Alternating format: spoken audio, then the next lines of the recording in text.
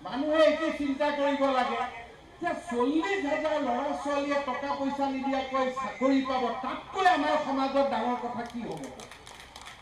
ঠিক আছে, 2 ঘণ্টা ইণ্টাৰনেট বন্ধ কৰি দিলো মোৰ ল'ৰা ছোৱালীৰ কাৰণে। অসমতো ইণ্টাৰনেটটো থাকিবই লাগে বুলিতো কোনো কথা নাছিল। এয়াৰটেল বন্ধ নহয় কেতিয়াবা তেওঁলোকৰ কাৰিকৰী বিজুতিৰ কাৰণে, ৰিলায়েন্স বন্ধ নহয় কেতিয়াবা কাৰিকৰী বিজুতিৰ বাবে।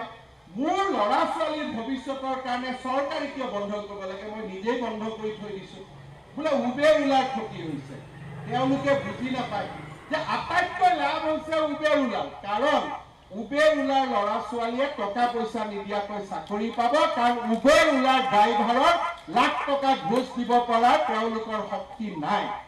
এই যে আমি ইণ্টাৰনেট বন্ধ কৰিছো, উবেৰৰ কাৰণে কৰিছো, ওলাৰ কাৰণে কৰিছো, ৰিক্সা চালকৰ কাৰণে কৰিছো, ঠেলা চালকৰ কাৰণে কৰিছো, কৃষকৰ কাৰণে কৰিছো, কাৰণ তেওঁলোকে ৰাকেশ পালক 16 লাখ টকা 20 লাখ টকা দি চাকৰি লোৱাৰ সক্ষমতা তেওঁলোকৰ নাই। গতিকে এইখন হল নতুন সমাজ।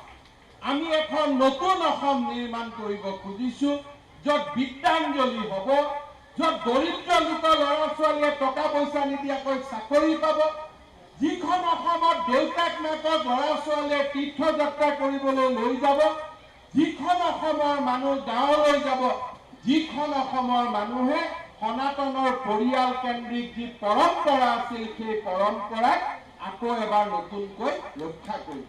এয়া হৈছে আমাৰ আদৰ্শ। আৰু ইয়াত আমাৰ কোনো ব্যক্তিগত স্বাৰ্থ নাই।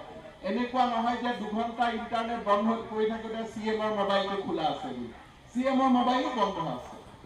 গতিকে আমাৰ কথাটো হ'ল ওলা উবেৰৰ স্বাৰ্থত আমি কাম কৰি আছো। এতিয়া কোনোবাই ভাবে 2 ঘণ্টা বন্ধ হ'ল, ঠিক আছে, এটা বিজনেছ নাহিলে 100 টকা গ'ল, ল'ৰাটোৱে যে চাকৰি পালে গোটেই জীৱনটো তেওঁলোকৰ বনি গ'ল। গতিকে এই কথাবিলাক আমি আৰু সেইকাৰণে অসমৰ দুখীয়া দৰিদ্ৰ ৰাইজে আমাক আজি অফুৰন্ত আশীৰ্বাদ দিছে। আজি আমি আগবাঢ়ি গৈ থাকিব পাৰোঁ।